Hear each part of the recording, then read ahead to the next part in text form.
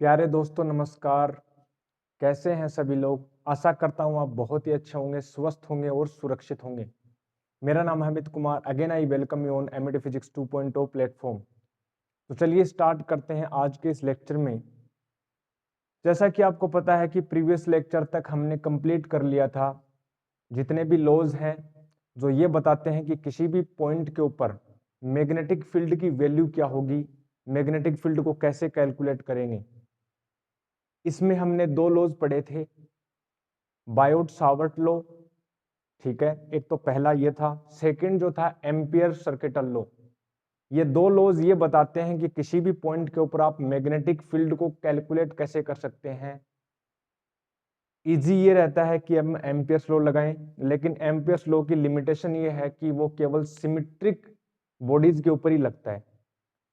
लेकिन Biot Savart law थोड़ा complicated हो जाता है, इसलिए हम स्विच कर जाते हैं एम्पियर सर्किटल लॉ के ऊपर, ठीक है।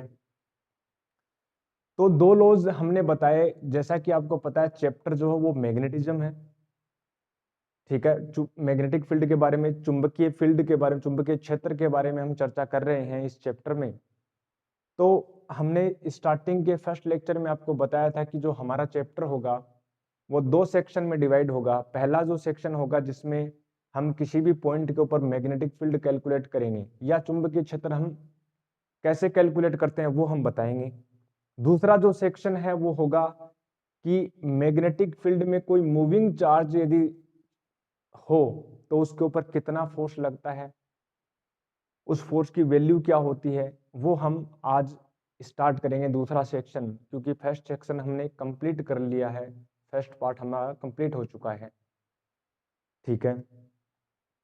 तो जैसा कि फर्स्ट लेक्चर में हमने आपको बताया था कि जब भी किसी करंट कैरिंग वायर के पास में कोई मैग्नेटिक कंपास लेके आया जाए, कोई कंपास रखें तो वो डिफ्लेक्ट होता है, कोई मैग्नेटिक नीडल रखें तो वो डिफ्लेक्ट होती है। ओरेस्टेड ने एक्सपेरिमेंट किया था और वहां से ये सूचना मिली थी कि हाँ भाई, कि current carrying wire produces the magnetic field around itself.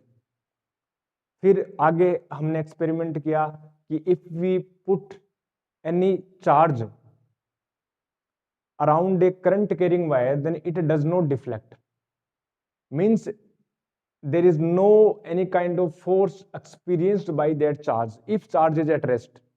But if we give the motion to that charge, यदि हम उस चार्ज को मूव करवाएं, if charge moves then it experiences a force and that force is called magnetic force. क्योंकि ये electrostatic force नहीं हो सकता, ये कोलम्बिक फोर्स नहीं हो सकता, because we know a complete charge is neutral, because all the positive charges and all negative charges means electrons and protons are same in current carrying wire. तो around जो होगा उस वायर के around जो अपने पास स्पेस है वहां पर कोई भी इलेक्ट्रोस्टैटिक फील्ड होगा ही नहीं। इसका मतलब वहां पर इलेक्ट्रोस्टैटिक फोर्स हो ही नहीं सकता, कूलम्ब फोर्स हो ही नहीं सकता। तो जो दूसरा फोर्स हमने बोला वो हमने मैग्नेटोस्टैटिक्स क्यों बोला, कि मैग्नेटिक फोर्स क्यों बोला, क्योंकि हमें पता था कि उस वायर के चारों ओर जब हम निडल रखते हैं तो वो डिफ्लेक्ट होती है, और मैग्नेटिक निडल तभी डिफ्लेक्ट हो सकती है जब कोई चारों ओर चुंबकीय क्षेत्र हो, मैग्नेटिक फील्ड हो। तब हमें पता चला कि जी हाँ बिल्कुल, मैग्नेटिक फील्ड जो है वो फोर्स लगाता है और वहां पर मूविंग चार्जेस के ऊपर लगाता है। रेस्ट पर हो तब नहीं फोर्स लगाएगा। जबकि इलेक्ट्रिक फील्ड में क्या होता था, इलेक्ट्रिक फील्ड में ये होता था कि जब चार्ज रेस्ट पर हो तब भी फोर्स लगता था, लेकिन मूव करवा दें तब भी लगेगा इलेक्ट्रोस्टैटिक फोर्स। लेकिन मैग्नेटिक फोर्स कब लगता है, जब मैग्नेटिक फील्ड में चार्ज मूव करे। रेस्ट पर यदि कोई चार्ज हो तो फोर्स लगेगा ही नहीं। हम देखेंगे उसके एक्सप्रेशन। आज से हम स्टार्ट करेंगे ये वाला सेक्शन कि how to find out the magnetic force experienced by a moving charge in the magnetic field. चलिए स्टार्ट करते हैं। हमारा जो टॉपिक होगा आज, फर्स्ट हेडिंग हम ये डालेंगे, magnetic force, magnetic force on a moving charge, या magnetic force experienced by a moving charge, ठीक है। चलिए स्टार्ट करते हैं हमारे पास।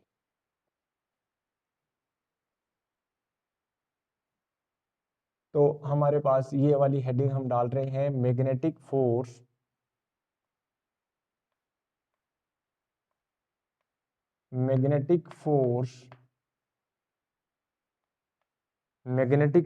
एक्सपीरियंस्ड बाय, या whatever, when magnetic force experienced by a moving charge, magnetic force experienced by a moving charge,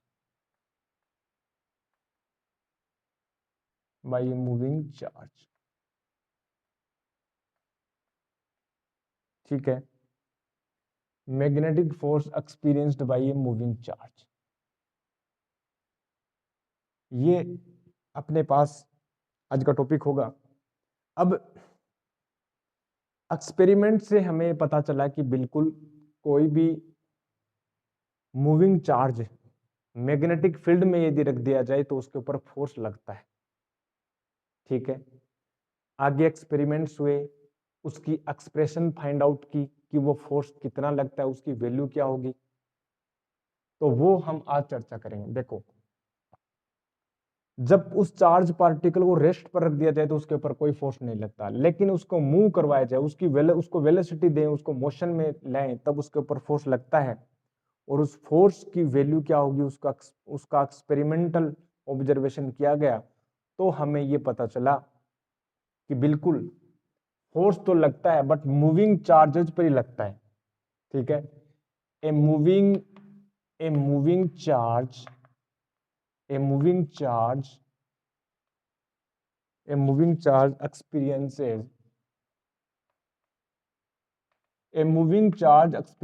a force in magnetic field, ठीक है, in magnetic field, force तो एक्सपीरियंस करेगा मैग्नेटिक फील्ड में, ठीक है। A moving experience a force in magnetic field, but ये experience नहीं होता जब रेस्ट पर हो, ठीक है। But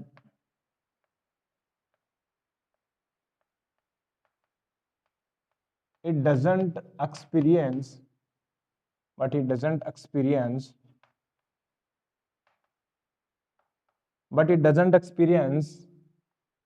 any force while it is at rest,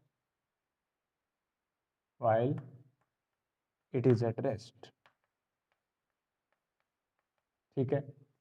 experimental observation से क्या पता, by experimental observations we found that by experimental observation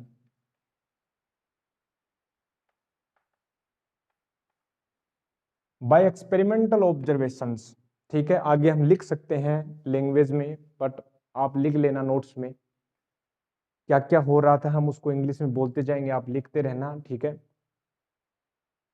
और हम डायरेक्ट एक्सप्रेशन रखेंगे। देखिए, एक्सपेरिमेंटल ऑब्जर्वेशन से ये पता चला कि भाई मान लो कोई चार्ज मूव कर रहा है वेलोसिटी v से मैग्नेटिक फील्ड में, ठीक है, हम ले लेते हैं। तो देखते हैं, देखो हम मान रहे हैं कि एक कोऑर्डिनेट सिस्टम ले लेते हैं, ठीक है। जैसे कि हम मान लेते हैं कि यहाँ पर जो है y एक्सिस है, ये अपने पास x एक्सिस है, ये x एक्सिस है, ये y एक्सिस है, ठीक है। और ये अपने पास हम z एक्सिस ले लेते हैं, ठीक है। यहाँ पर इस प्रकार से ले लें, और अपने पास ये मैग्नेटिक फील्ड ले लें, ठीक है। आप ऐसे करो, ये कुछ इस प्रकार से, ये, ठीक है। तो अपने पास ये हो गई x हो गई, ये y एक्सिस हो गई, और ये z एक्सिस हो गई, ठीक है। बहुत बढ़िया। अब देखो, ये अपने पास ओरिजिन, हम कोई चार्ज ले रहे हैं जो v वेलोसिटी से मूव कर रहा है, v वेलोसिटी से मूव कर रहा है, कोई चार्ज ले रहे हैं, ठीक है। v वेलोसिटी से मूव कर रहा है, कोई चार्ज ले रहे हैं, बिल्कुल ले रहे हैं, ठीक है जी, ले लेते हैं, हम चार्ज को ले लेते हैं। तो इस प्रकार से हमने बोला कि इस तरफ मैग्नेटिक फील्ड है, किस तरफ, इस तरफ मैग्नेटिक फील्ड है, यानी इस तरफ जो है वो मैग्नेटिक फील्ड है, इस तरफ ये मैग्नेटिक फील्ड है आपके पास प्रेजेंट है, मैग्नेटिक फील्ड ई वेक्टर। हम बोल रहे हैं कि कोई चार्ज पार्टिकल है जो मूव कर रहा है इस प्रकार से, यहाँ पर कोई चार्ज पार्टिकल है, कोई चार्ज पार्टिकल क्यू ले लेते हैं हम, यहाँ पर क्यू चार्ज पार्टिकल है जो मूव कर रहा है वेलोसिटी वी वेक्टर से, यहाँ से इस प्रकार से वेलोसिटी वी वेक्टर है। एंगल जो अपने पास हम ले लेते हैं, ये हो एंगल जो वो अपने पास है थीटा, ठीक है।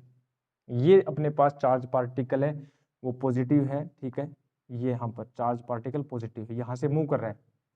अब हमने ऑब्जर्वेशन से, by experimental observation we got some results. Those results are, I'm going to explain one by one. First, हमने ये देखा कि the force experienced by that charge that is present in the magnetic field, the magnitude of that force is directly proportional to the value of charge. First observation. Second observation, we found that force also directly proportional to the magnitude of magnetic field, the value of magnetic field.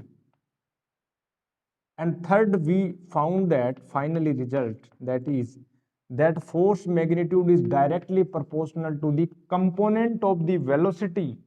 देखिए यहाँ पर आप velocity के component करेंगे तो दो component आएंगे, एक तो आएगा कोस वाला कंपोनेंट तो आएगा मैग्नेटिक फील्ड में, इस तरफ आएगा, ठीक है, और एक इस तरफ आएगा जेड में। ये परपेंडिकुलर है, ये एक्सिस पता है तो म्यूचुअली परपेंडिकुलर होते हैं, एक्स वाई जेड इस प्रकार से अपने पास है, ये जेड एक्सिस है, ये एक्स एक्सिस है, ये एक्स एक्सिस है, ये जेड एक्सिस है, ये वाई एक्सिस है, ठीक है, एक्स वाई जेड। और इस प्रकार से ये वेलोसिटी वेक्टर इस पर थीटा एंगल बना रहा है। तो दो कंपोनेंट आएंगे, यानी इस तरफ वाला जो कंपोनेंट आएगा वो आएगा वी कोस थीटा, यहाँ पर तो आएगा वी कोस थीटा, और ये वाला जो कंपोनेंट आएगा, ये वाला जो कंपोनेंट आएगा वो आएगा वी साइन थीटा। कितना आएगा? वी साइन थीटा, ठीक है। Third observation, we found that the magnitude of force is directly proportional to the component of velocity that is perpendicular to the direction of magnetic field. वापस से बोल रहा हूं, velocity का वो कंपोनेंट देखिए जो मैग्नेटिक फील्ड के परपेंडिकुलर है, उसके डायरेक्टली प्रोपोर्शनल हुआ फोर्स, यानी वी साइन थीटा वाला, यानी वी साइन थीटा, ठीक है जी, वी साइन थीटा हो गया। ये अपने पास हमने ऑब्जर्वेशन फाइंड आउट की, और इन ऑब्जर्वेशन को जब हम मर्ज करते हैं, ठीक है, तो हमें ये मिलता है कि एफ जो है वो डायरेक्टली प्रोपोर्शनल आता है Q V B sine theta. ये हमें रिजल्ट मिला फाइनली, ठीक है, Q V B sine theta, ठीक है। और प्रोपोर्शनलिटी कांस्टेंट हटाएं, ठीक है, प्रोपोर्शनलिटी कांस्टेंट को हटाया जाए तो एफ इज इक्वल टू अपने पास आता है K Q V B sine theta. यदि हम के की वैल्यू देखें, ठीक है, तो के को इस प्रकार से हमने बताया, इस प्रकार से हमने यूनिट्स को अरेंजमेंट किया, ठीक है, मैग्नेटिक फील्ड की यूनिट को हमने इस प्रकार से अरेंज किया ताकि के की वैल्यू 1 हो जाए, इजी हो जाए, कंफर्टेबल हो जाए। तो ठीक है, for making the K equal to 1, ठीक है, we adjusted the unit system, ठीक है, such that the K becomes 1, ठीक है। तो के 1 हमने लिया ताकि, ठीक है, हमारे पास कन्वीनियंस हो जाए, इजी हो जाए, फॉर्मूला अच्छे से हो जाए, ठीक है। के को हमने 1 ले लिया क्योंकि हमने मैग्नेटिक फील्ड की जो यूनिट है वो इस प्रकार से चेंज कर दी, ठीक है। तो के इज इक्वल टू 1 हो गया, तो फोर्स की जो वैल्यू आई अपने पास आया Q V B sine theta, Q V B sine theta. ये हमें पास फाइनल रिजल्ट मिला। लेकिन एक बात और भी इंपॉर्टेंट बात है, देखो, force is a vector quantity, magnetic field is a vector quantity, velocity is also vector quantity. तो अब देखो, जब हमने इसको ऑब्जर्व किया इस फोर्स को, तो हमें ये पता चला कि जो फोर्स लगा, ठीक है, वो फोर्स इस प्रकार से हमें मिला एक्सपेरिमेंटल ऑब्जर्वेशन में हमें इस प्रकार से वो फोर्स मिला कि वो जो फोर्स है वो मैग्नेटिक फील्ड के भी परपेंडिकुलर था और वेलोसिटी के भी परपेंडिकुलर था।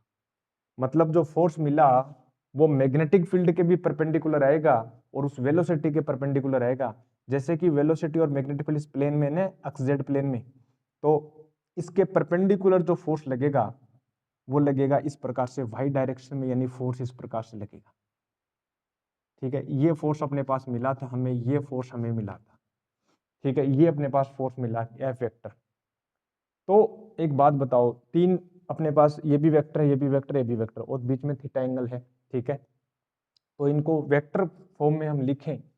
ठीक है, वेक्टर फॉर्म में यदि हम लिखें तो देखो कैसे लिखेंगे। वेक्टर फॉर्म में यदि आपको बताएं हम लिख करके, देखो वेक्टर फॉर्म में हम बताएं तो इन वेक्टर फॉर्म, तो ए वेक्टर के हम लिख सकते हैं। ठीक है, इन वेक्टर रिप्रेजेंटेशन, इन वेक्टर रिप्रेजेंटेशन,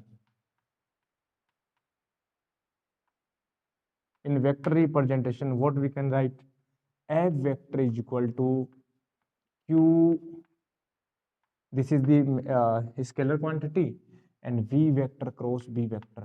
जैसे कि हमें पता है कि वेक्टर का क्रॉस प्रोडक्ट इस प्रकार से लिखा जाता है। ठीक है, F vector is equal to Q we vector cross B vector. ये अपने पास फोर्स निकल के आता है, वो फोर्स है जो फोर्स हमें मिलता है किसी मैग्नेटिक फील्ड में। यदि कोई चार्ज पार्टिकल को v वेलोसिटी से मूव करवाया जाए और एंगल कितना है उनके बीच में, वेलोसिटी वेक्टर और मैग्नेटिक फील्ड वेक्टर के बीच में एंगल है थीटा, तो ये फोर्स निकलता है। ये फोर्स हमें पता चलेगा जैसे कि क्रॉस प्रोडक्ट में हम जब इसकी जो डायरेक्शन निकालते हैं तो हम कैसे निकालते हैं, हम अपनी अंगुलियों को, ठीक है, v वेक्टर की डायरेक्शन में रखेंगे और कर्ल करेंगे मैग्नेटिक फील्ड की डायरेक्शन में। वेलोसिटी वेक्टर इस प्रकार से इस प्लेन में है, ये प्लेन में है, ये प्लेन है अपने पास x z plane, sorry x z plane ये है और वाई ये है वाला वाइड है। तो इस प्रकार से वेलोसिटी वेक्टर की डायरेक्शन में हमने अंगुलियां रखी और उनको कर्ल की मैग्नेटिक फील्ड की डायरेक्शन में, तो the thumb gives the direction of force that is in the Y direction perpendicular. Means जो एफ वेक्टर है, याद रखना ये जो एफ वेक्टर है वो परपेंडिकुलर है वेलोसिटी वेक्टर के। ठीक है, और f vector also perpendicular to the magnetic field के, also perpendicular to the magnetic field के, यानी force is also perpendicular to the magnetic field vector के, दोनों के परपेंडिकुलर है। ठीक है, अब एक बात बताओ, क्या वेलोसिटी के परपेंडिकुलर? बिल्कुल। और वेलोसिटी क्या होती है? dx वेक्टर अपॉन dt, यानी displacement, rate of change of displacement, means also perpendicular to displacement, यानी ds vector whatever S X vector या ds वेक्टर। तो फोर्स जो है डिस्प्लेसमेंट वेक्टर के परपेंडिकुलर है, मींस जो वर्क डन होगा वो जीरो होगा, वो हम आगे चर्चा करेंगे। वर्क डन जीरो होगा means no change in kinetic energy remain same. ठीक है, इसके बारे में हम चर्चा करेंगे जब इनकी एप्लीकेशन हम पढ़ेंगे। तो यहाँ तक हमने चर्चा की कि फोर्स की इस प्रकार से अपने को मिलता है और इसका मैग्नीट्यूड ये होता है Q V B sine theta. अब इसकी कुछ केसेज है, स्पेशल केसेज हम चर्चा करें तो देखो case number first, special cases हम चर्चा करें तो देखो क्या होगा। स्पेशल केसेस, स्पेशल केसेस में यदि फर्स्ट केस की हम चर्चा करें, देखो यदि हम बात करें कि वेलोसिटी, सपोज करो वेलोसिटी जीरो हो, ठीक है, चार्ज पार्टिकल मूव ही ना करे, यानी if velocity is equal to zero, मान लो वेलोसिटी जो है जीरो है, तो जीरो है तो इसका मतलब क्या होगा, फोर्स भी जीरो होगा, मतलब फोर्स कितना होगा, जीरो होगा। इसका मतलब कोई चार्ज पार्टिकल यदि रेस्ट में है मैग्नेटिक फील्ड में तो उसके ऊपर फोर्स, कोई फोर्स नहीं लगेगा, वहीं पर रहेगा। ठीक है जी। सेकंड हम चर्चा कर सकते हैं, यदि थीटा की वैल्यू हम देखें 0 डिग्री हो या 180 डिग्री हो, मीन्स पैरेलल, यदि वेलोसिटी जो है वो मैग्नेटिक फील्ड के पैरेलल हो या एंटी पैरेलल हो, मैग्नेटिक फील्ड के पैरेलल हो या एंटी पैरेलल हो, तो फोर्स कितना होगा, जीरो, क्योंकि sine zero zero, sine pi zero. ठीक है, मतलब क्या हुआ, मतलब ये हुआ यदि वेलोसिटी या तो मैग्नेटिक फील्ड की डायरेक्शन में हो, मींस वेलोसिटी इस तरफ हो, मैग्नेटिक फील्ड भी इस तरफ है और वेलोसिटी भी इस तरफ है, या ऐसे हो जाए मैग्नेटिक फील्ड इस तरफ है या वेलोसिटी अपोजिट है तो भी क्या हो जाएगा, फोर्स जीरो हो जाएगा। मीन्स फोर्स कितना होगा, जीरो होगा। और थर्ड हम चर्चा करें 90 डिग्री की। 90 डिग्री की चर्चा करें तो देखो जरा, 90 डिग्री करें तो theta is equal to 90 degree हो तो कितना हो जाएगा, फोर्स जो वो मैक्सिमम लगेगा, कितना लगेगा, maximum, that will be QVB। और इसकी हम चर्चा एप्लीकेशन आगे हम चर्चा करेंगे इसकी सेपरेट लेक्चर में अच्छे से, कैसे वो मोशन करता है, सर्कुलर मोशन करता है इसमें, ठीक है। तो यहाँ पर अपने को इस प्रकार से मिलता है, ये स्पेशल केसेस हुए अपने पास। तो फोर्स की डायरेक्शन को हमने चेक किया, ठीक है, ये हो गया अपने पास। अब देखो ये फोर्स लगता है, ठीक है जी, मैग्नेटिक फील्ड हो गया, Q we vector B vector 0 degree 180 degree 90 degree, ठीक है, बहुत बढ़िया, मूविंग चार्ज बहुत बढ़िया। अब यहाँ तक अपने पास हुआ कंप्लीट। इसकी डायरेक्शन यदि हम बोर्ड की बात करें, ठीक है, बोर्ड की क्लासेस की बात करें तो उसमें क्या होता है कि डायरेक्शन को हम एक तो ऐसे फाइंड आउट करते हैं, V vector cross B vector से। वी वेक्टर की डायरेक्शन में उंगलियां रखी, बी वेक्टर की तरफ कर ली, मैग्नेटिक फील्ड जो है, सॉरी फोर्स जो वो हम दिखाएगा। एक और तरीका होता है इसको दिखाने का, फोर्स डायरेक्शन को दिखाने का एक और तरीका होता है। वो कौन से होते हैं वो तरीके,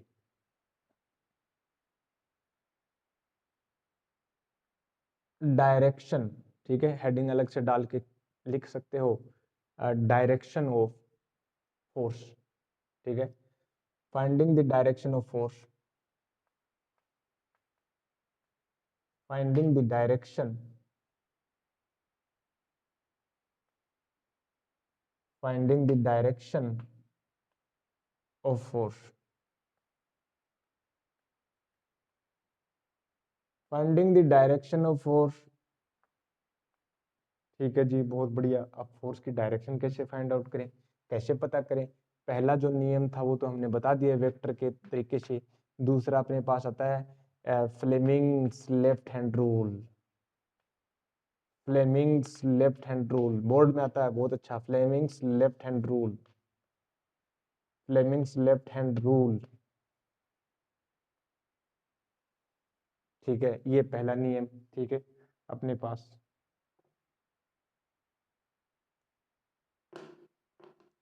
फ्लेमिंग्स लेफ्ट हैंड रूल अपने पास आता है, क्या कहता है फ्लेमिंग्स लेफ्ट हैंड रूल, ये बोलता है कि आप अपने लेफ्ट हैंड की first finger, second finger and thumb को स्ट्रेच करो म्यूचुअली, ठीक है, परपेंडिकुलर होनी चाहिए आपस में, इस प्रकार से, ठीक है।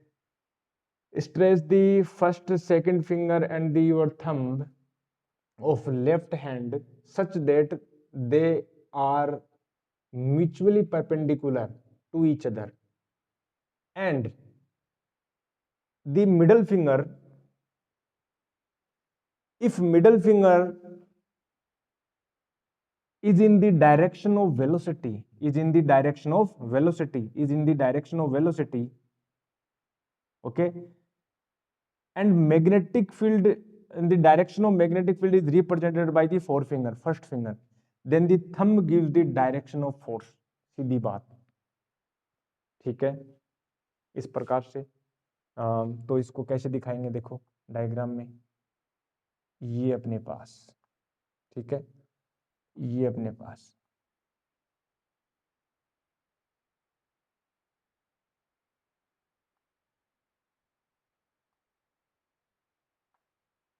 ठीक है, 1 2 3 4, 4 हो गई।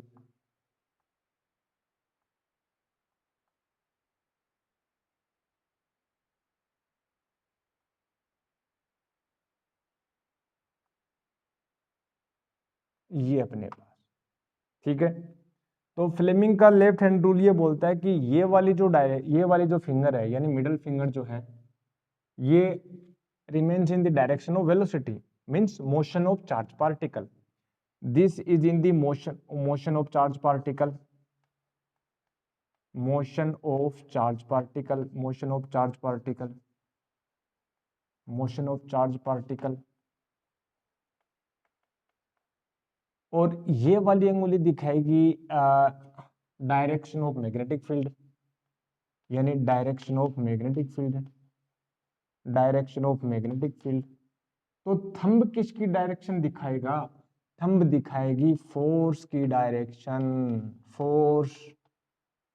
तो this is the Fleming's left hand rule. ठीक है, ये हो गया। सेकंड रूल हम एक और पढ़ते हैं, right hand palm rule, right hand palm rule. ठीक है, ये बोर्ड में हम पढ़ लेते हैं, बाकी इतना कॉम्प्लिकेटेड करने की जरूरत है नहीं। सीधी बात याद रखो कि अपने पास इसी रूल से हम देख सकते हैं, वेक्टर के क्रॉस प्रोडक्ट से हम देख सकते हैं। वेलोसिटी की डायरेक्शन में अपनी अंगुलियां रखो और कर्ल कर दो मैग्नेटिक फील्ड की डायरेक्शन में, जो अंगूठा दिखाएगा वो दिखाएगा फोर्स की डायरेक्शन, सीधी बात। चलिए राइट हैंड पाम रूल की हम चर्चा करते हैं। ये रूल क्या कहता है कि आप अपने राइट हैंड की जो फिंगर्स हैं, उनकी जो टिप्स हैं, पहली बात तो अपने हैंड को स्ट्रेच करो। ठीक है, ओपन योर राइट हैंड।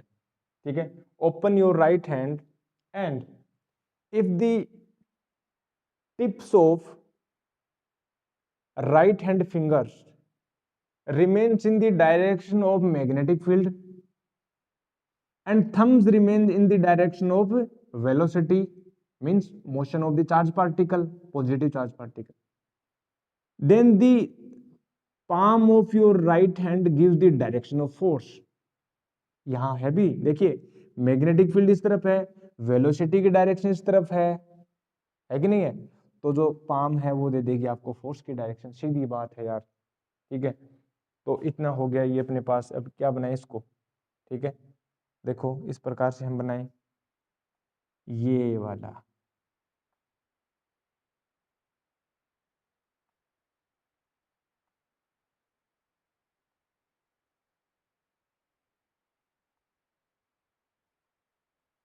ठीक है, ये अपने पास ये, ठीक है, ये अपने पास हो गया ये वाला। ये क्या होगा? मोशन की डायरेक्शन यानी वेलोसिटी की डायरेक्शन में। ये क्या होंगे? फिंगर्स मैग्नेटिक फील्ड की डायरेक्शन में। ये जो पाम है अपनी, ये क्या देगी? ये देगी फोर्स की डायरेक्शन, सीधी बात। ये हो गया अपने पास डायरेक्शन का। राइट हैंड पाम रूल को आप अपनी लैंग्वेज में लिख सकते हैं, फ्लेमिंग्स लेफ्ट हैंड रूल को भी आप अपनी लैंग्वेज में बना करके लिख सकते हैं। जो मेन जो थीम थी वो फोर्स की हमने ये बताई। ठीक है, अब हम आगे चर्चा करते हैं कुछ इनकी यूनिट्स के बारे में और मैग्नेटिक फील्ड की उसकी वैल्यू के बारे में, उसकी डेफिनेशन के बारे में। ठीक है, चलिए हम चर्चा करते हैं पहले मैग्नेटिक फील्ड की डेफिनेशन। ठीक है, वो हम चर्चा करेंगे और फिर हम इसकी यूनिट भी चर्चा कर लेंगे। ठीक है, यूनिट के बाद में हम आगे चर्चा करेंगे। चलिए पहले इसको नोट करेंगे एक बार।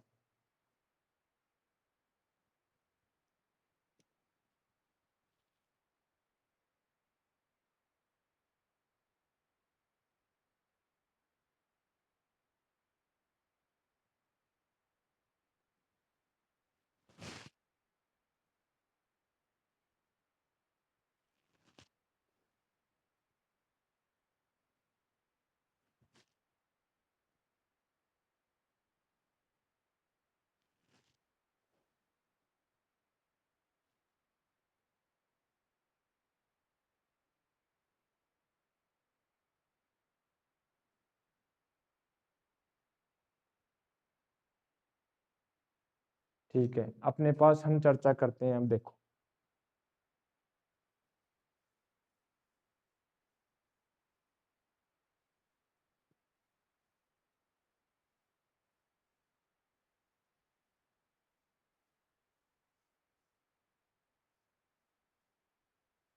चलिए अब हम आगे चर्चा करते हैं मैग्नेटिक फील्ड की डेफिनेशन। देखो क्या होगा, यहां पर अपने पास मिला, अब उसी में आगे हम कंटिन्यू करते हैं। हमें जो फोर्स मिला उसका मैग्नीट्यूड क्या मिला? Q V B sine theta. ठीक है, Q V B sine theta हमें मिला था। और यहां से हम चर्चा करें कि जो फोर्स मिला अपने पास मिला Q V B sine theta मिला। तो यहां से मैग्नेटिक फील्ड की हम चर्चा करें तो क्या होगा, एफ अपॉन, ठीक है, क्यू वी साइन थीटा।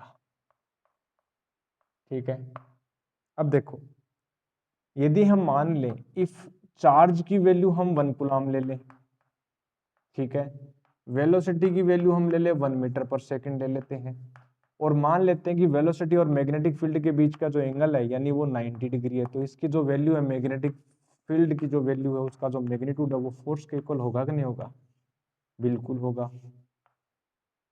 तो हम क्या बोल सकते हैं, हम ये बोल सकते हैं कि वास्तव में यदि आप 1 कूलम चार्ज को 1 मीटर पर सेकंड से मैग्नेटिक फील्ड के परपेंडिकुलर आप मोशन में करवाएं तो उनके उसके ऊपर जो लगने वाला जो फोर्स है वो ही उसके उस पॉइंट के ऊपर लगने वाला मैग्नेटिक फील्ड होगा, या उसके उस पॉइंट के ऊपर मैग्नेटिक फील्ड को शो करेगा। मतलब ये हुआ कि वास्तव में मैग्नेटिक फील्ड और कुछ नहीं है, वो फोर्स ही है। वो फोर्स कब है, उस फोर्स के बराबर है जो फोर्स लगता है कब, जब 1 कूलम का चार्ज मैग्नेटिक फील्ड के परपेंडिकुलर 1 मीटर पर सेकंड से मूव करे तो उसके ऊपर लगने वाला जो फोर्स है वो ही मैग्नेटिक फील्ड होगा, सीधी बात। ठीक है, the magnetic field at any point is nothing but it is experienced force, ठीक है, it is the force experience of 1 coulomb charge moving with 1 meter per second speed या velocity and it is perpendicular to the magnetic field, so that force is called the magnetic field। ठीक है, इसको हम लिख सकते हैं, अच्छी बात। ठीक है, again I am gonna to repeat, देखिए, the magnetic field at any point is nothing but it is equal to the force experienced by 1 coulomb charge which is moving with 1 meter per second velocity and perpendicular to the magnetic field। ठीक है, ये magnetic field होता है उस reason में, उसके ऊपर लगने वाला फोर्स है वही मैग्नेटिक फील्ड होगा। ये क्या उसी के इक्वल नहीं है क्या, जैसे फोर्स बराबर क्यू वी होता है। देखो हमने देखा था, जैसे हम इलेक्ट्रोस्टैटिक की बात करें तो एफ इज इक्वल टू क्या होता है, क्यू ई वेक्टर, होता कि नहीं होता। तो इलेक्ट्रिक फील्ड का जो इंटेंसिटी हम कैसे देते हैं, एफ वेक्टर अपॉन क्यू से, देते कि नहीं देते, बिल्कुल।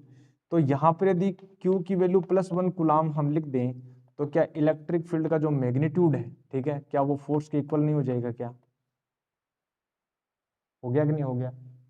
ठीक है, ये हालांकि इसको लिखना नहीं है आपको, लेकिन समझाने के लिए क्या है, हम लिख सकते नहीं लिख सकते इसको इस प्रकार से।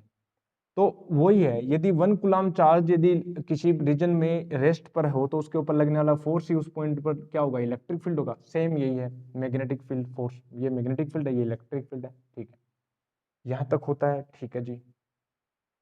अब देखो, इसकी हमने चर्चा की थी, प्रीवियसली भी हमने चर्चा की थी जब हम बात कर रहे थे बायोट सावर्ट लॉ की। अब इसकी यूनिट की चर्चा करें, देखो यूनिट की चर्चा करें तो मैग्नेटिक फील्ड कितना, अगेन हम राइट लिखें, magnetic field equal to F upon Q V sine theta, Q V sine theta. ठीक है, अब देखो यदि हम बात करें इफ चार्ज की वैल्यू हम ले लें +1 कूलम, ठीक है, वेलोसिटी हम ले लें 1 मीटर पर सेकंड, थीटा हम ले लें 90 डिग्री, ठीक है, और फोर्स हम ले लें 1 न्यूटन, तो कितना होगा, देखो मैग्नेटिक फील्ड कितना होगा, 1 न्यूटन। ठीक है, और ये हो गया 1 कूलम, और वेलोसिटी होगी 1 मीटर पर सेकंड, और थीटा 1 हो जाएगा। ठीक है, इसकी कोई यूनिट होगी नहीं, तो मैग्नेटिक फील्ड की जो यूनिट होगी अपने पास, हम ये बोल सकते हैं कि 1 newton coulomb inverse metre inverse and second. ठीक है, होगा कि नहीं होगा, बिल्कुल होगा। ये हो गया अपने पास। अब इसको हम एम्पियर से भी हम लिख सकते हैं, ठीक है, कूलम एम्पियर से भी हम लिख सकते हैं कि अपने पास क्या होता है, देखो आई इक्वल टू क्या होता है, क्यू अपॉन टी। तो कूलम को हम क्या लिख सकते हैं, कूलम को लिख सकते हैं एम्पियर सेकंड, लिख सकते हैं नहीं लिख सकते, ठीक है। कूलाम को हम लिख सकते हैं एम्पियर इनटू सेकंड। तो कूलाम को जब एम्पियर इनटू सेकंड रखेंगे तो ये कैंसिल आउट हो जाएगा। देखो देखो कूलाम को हम लिखें 1 न्यूटन हो गया, कूलाम को एम्पियर इनवर्स सेकंड इनवर्स यानी एम्पियर इनवर्स हो गया, और ये हो गया मीटर इनवर्स। और इसको ही हम क्या बोल देते हैं, इसकी ऐसा यूनिट क्या है मैग्नेटिक फील्ड की, हम चर्चा कर चुके हैं, टेस्ला। तो ये हो गया 1 टेस्ला या 1 T हम बोल देते हैं। ये हम चर्चा कर चुके हैं। ठीक है। अब देखो ये हम चर्चा कर चुके हैं। ठीक है। कूलाम जो है एम्पियर सेकंड हो गया, एसआई यूनिट में कन्वर्ट कर लिया, न्यूटन है अपने पास, एम्पियर है, ठीक है, और मीटर है। एसआई में है कि नहीं, बिल्कुल फंडामेंटल क्वांटिटीज में। और इसी को हम टेस्ला बोलते थे, 1 tesla. Nikola Tesla the great scientist, great physicist, on the honour of that physicist we put the unit of magnetic field as a tesla. ठीक है। अब देखो ये हो गया अपने पास कंप्लीट। ठीक है। अब देखो 1 टेस्ला की हम क्या बोल सकते हैं कि 1 टेस्ला मैग्नेटिक फील्ड होता है, इसकी यूनिट है, बट 1 टेस्ला है कितना। हम ये बोल सकते हैं यदि आप 1 कूलाम चार्ज को 1 मीटर पर सेकंड से मैग्नेटिक फील्ड के परपेंडिकुलर मूव करवाओ और उस पर लगने वाला जो फोर्स यदि 1 न्यूटन हो, तो उस वहां पर मैग्नेटिक फील्ड की जो वैल्यू होगी वो होगी 1 टेस्ला। ठीक है। If we move unit charge with unit speed with perpendicular to the magnetic field and the force experienced by that charge is 1 Newton, then there will be 1 Tesla magnetic field। ठीक है। 1 Tesla magnetic field. और Tesla जो वो बहुत बड़ी unit है, Tesla magnetic field बहुत ज्यादा होता है। ठीक है। टेस्ला हम मैग्नेटिक फील्ड हम बहुत ज्यादा होता है। ठीक है। हम बात करें मैग्नेट अर्थ का मैग्नेटिक फील्ड होता है वो बहुत ही मतलब 0.001 में होता है। ठीक है। 10⁻², 10⁻³ में चलता है, उस रेंज में। तो वहां पर भी हम टेस्ला की यूनिट हम चेक करें तो वो भी बहुत स्ट्रोंग है।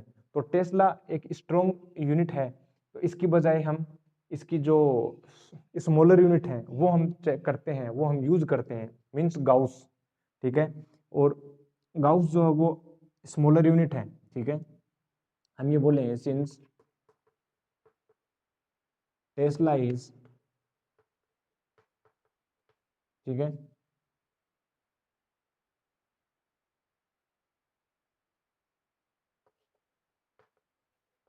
Bigger unit of magnetic field, so we use smaller unit,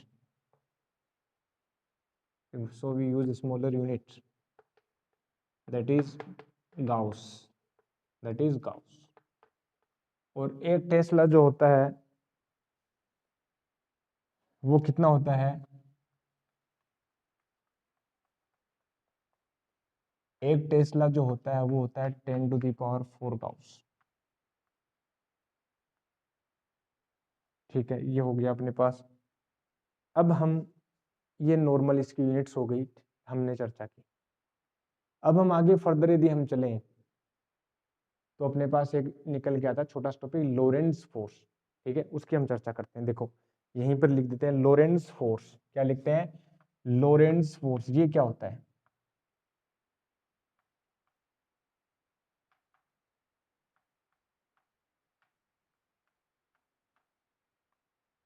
लोरेंट्ज force.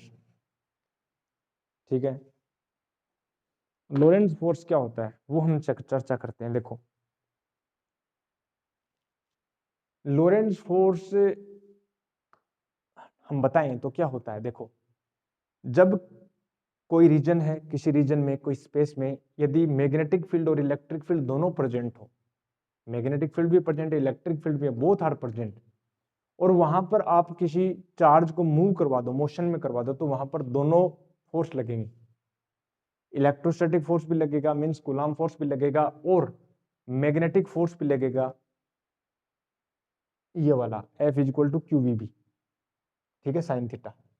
Means यदि हम वो रीजन जहां पर both electric and magnetic field both are present and charge is moving, then the force experienced by that charge will be Lorentz force, means the total force experienced by any charge particle in the region where both electric and magnetic field are present, that is called Lorentz force.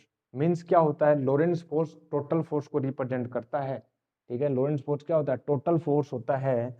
Total force क्या बोल सकते हैं, लिख लेना चाहे आप, total force experienced by total force experienced by a moving charge particle, a moving charge particle, a moving charge particle, a moving charge particle in the region where both electric and magnetic field are present, both electric and magnetic field are present, magnetic field are present।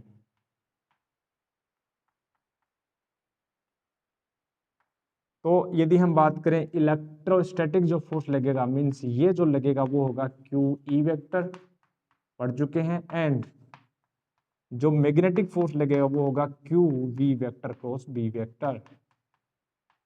तो total force लगेगा, तो total force जो होगा वो कितना होगा, दोनों का वेक्टर एडिशन। मींस हम बोलें कि भाई टोटल जो फोर्स होगा वो होगा electrostatic force plus magnetic force, means q we vector, ठीक है, q e vector plus v vector cross B vector, यानी हम ये लिख सकते हैं, ठीक है। This is the called Lorentz force, ठीक है, this is the called Lorentz force.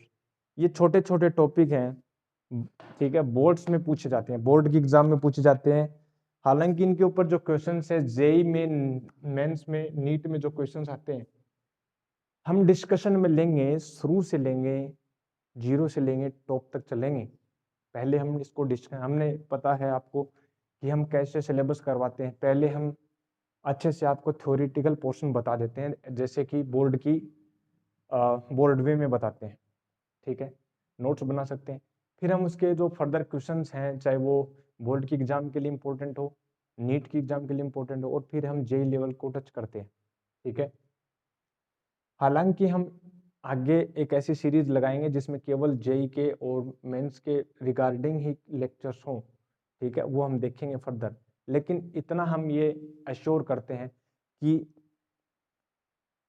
जैसे हम पढ़ा रहे हैं और उसके बाद में जो क्वेश्चंस करवाते हैं वो टोटल क्वेश्चंस हम करवाएंगे, सोल्व भी करवाएंगे, साथ साथ में उनकी जो थ्योरेटिकल एक्सप्लेनेशन है वो भी हम देते चलेंगे, ठीक है।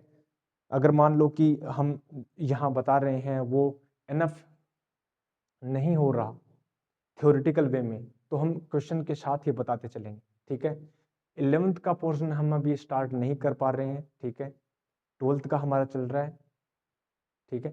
फिर हम साथ साथ में चलते रहेंगे, 11th का भी बाद में करेंगे, 12th का भी, ठीक है। तो आज के लिए बस इतना ही रखते हैं हम लोरेंट्ज फोर्स। फिर हम उसके बाद में इस फोर्स की, यानी QVB जो फोर्स है साइन थीटा, इस फोर्स की कुछ एप्लीकेशंस आती हैं, उन एप्लीकेशंस को हम चर्चा करेंगे फर्दर लेक्चर में, ठीक है, नेक्स्ट लेक्चर्स में। तब तक के लिए क्या करना, तब तक के लिए स्टे हेल्दी, स्टे हैप्पी, और कीप टेकिंग healthy diet.